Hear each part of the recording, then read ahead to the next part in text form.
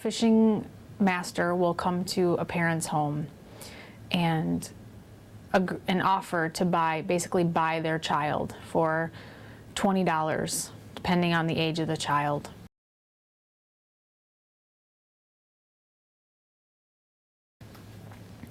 The parents are already strapped for trying to feed the children that they have and provide for them. So oftentimes they will agree because A, they'll get money for it, B, it's one less mouth to feed. And slave masters will often promise the parents that their children will be educated and taught a trade, and that the money that they earn will come back to the family.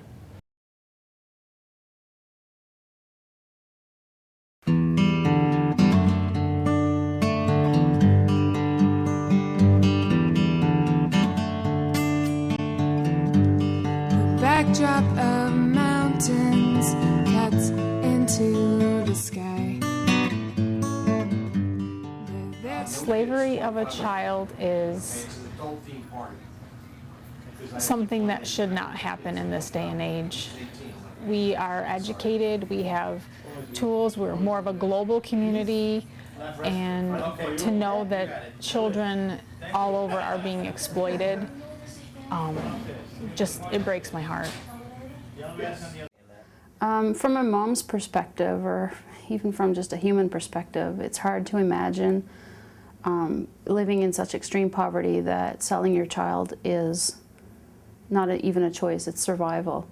In some cases, it's children who have been brought into the family unit because their parents died, they were orphans, and when the slave masters come around and say, "We notice that you're having a tough time feeding your family, how about I take one or two of your children and we'll bring them to this lake and we'll provide them education and we'll give them skills and stuff, and they'll actually bring you income." And the parents have limited resources, sometimes they're illiterate, they don't necessarily know that that's not what's going to be happening, and they're faced with a choice. Do I sell my child and take a chance that that's what's going to happen, and giving that child a chance and maybe giving the rest of us a chance to survive, or do I say no? And the choice is survival. They sell the child.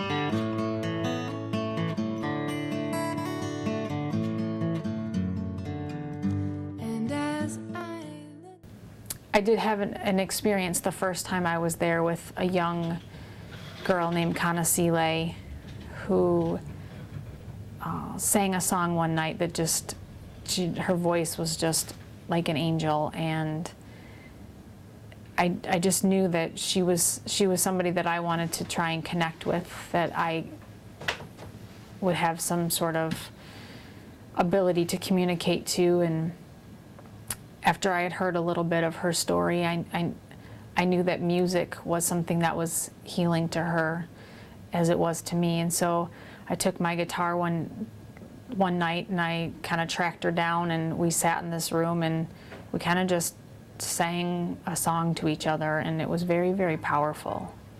And so the next year when I went back the second time and she came running up and she knew who I was, that was pretty special.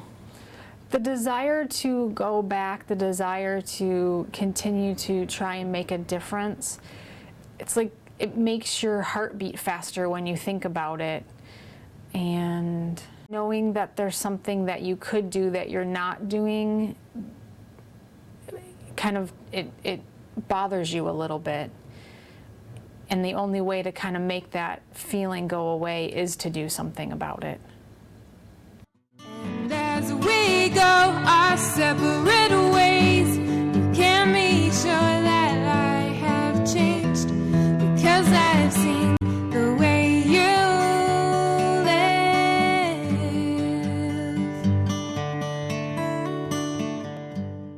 What grabbed our attention about going to help the child slaves in Ghana was primarily the fact that my best friend JD had grown up in an abusive home as a child, and so she felt a deep connection to these children who were being abused. 18 years ago, God rescued me from virtual slavery, sexual slavery, and the first 18 years of my life was spent in not the same conditions that these kids are. I'm not, going to even pretend that I know what they're going through, but on a certain level, I do. And having known what that's like, it's become my passion to help other people that are going through the same thing. For me, it was being rescued, and it wasn't so that I would be rescued, it's so that I can turn around and give that hope right back.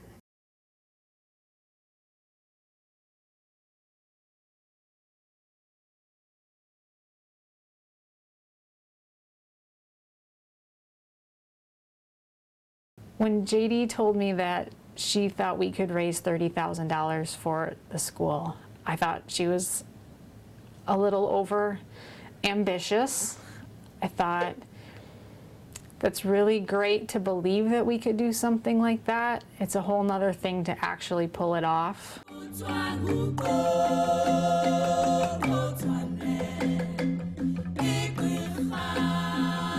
They were in need of a second school already because the first school that they had built is already at capacity. The school is just a building with 3 rooms.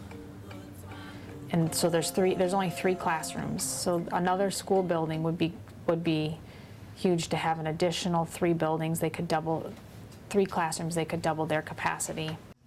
I imagine seeing once the school is built that they will be able to bring in more children off the lake and have adequate housing and education available to these children. They'll also be able to bring in more kids from the local villages for an education, which will help integrate these children who are being rescued back into society, teach them social skills that they wouldn't necessarily learn if they were housed only with other rescued children.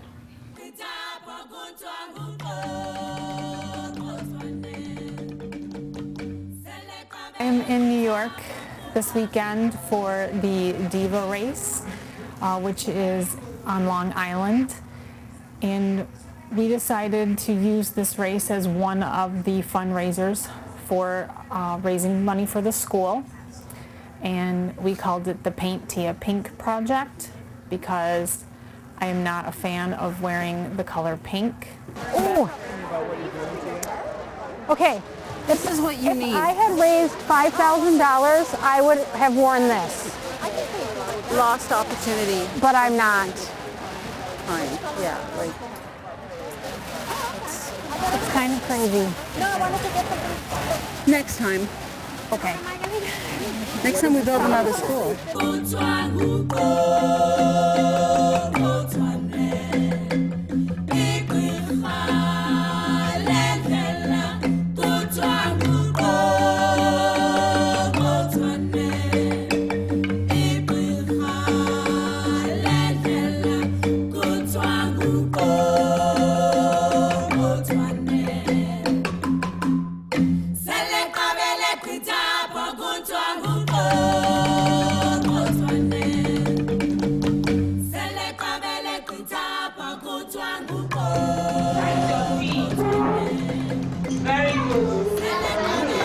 Gone to Africa twice before.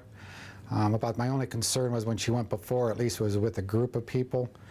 This time being only 3 of them, just a little apprehensive about the safety and not going there before. Like I said before, when she went to South Africa, she was with the group, and some of them have already been there, so they knew the routine. And not really knowing Ghana myself, I'm not really sure how safe it is and what she's really getting into, going to rescue kids from slavery. So I'd like to see them be able to rescue at least one child, get them out of the slavery. It would be nice if they can rescue more, but I think they would feel good for themselves knowing that at least they got one out, instead of going over there for that 2-week, 3-week period and coming back empty-handed, not getting any of them out of there. I think that would be very devastating for them. These kids don't have a voice, and them a voice, they could become the future leaders of that country who can then make those changes and be the government that will change the country and help the kids that come below them. The faces of the children that I've seen in the pictures so far, and just imagining what a child sleeping on a beach at night, knowing that tomorrow they face the same thing again, feeling that nobody knows their name or that they don't have an ounce of hope, that I want to go and be that hope. I want to tell them that somebody remembers them, somebody knows who they are, and somebody will not forget them.